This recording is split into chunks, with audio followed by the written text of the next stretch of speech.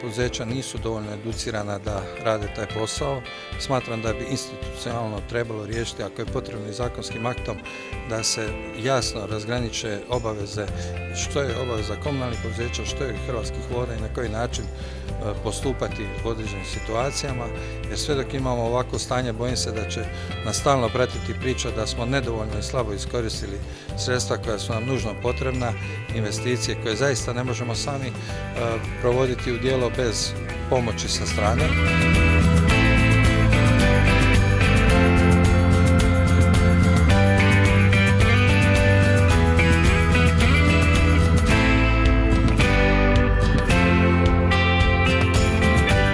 Naglasio bi nekakvu bliskost Jadranske obale i Hercegovine.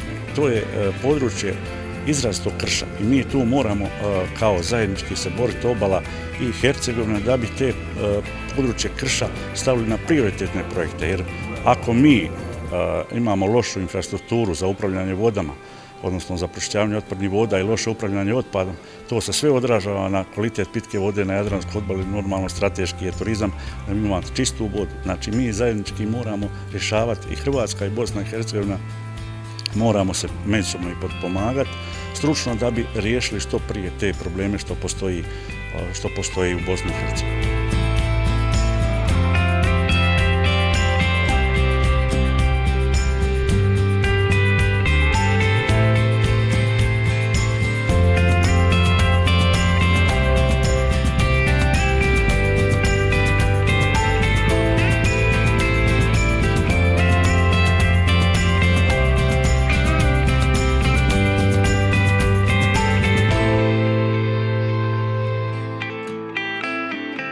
Ja lično sam izuzetno zadovoljna što sam bila na ovoj konferenciji. Saznala sam dosta novih stvari, ali saznala sam da imamo slične ili skoro iste probleme, pogotovo na ovoj regiji uz Jadransko more.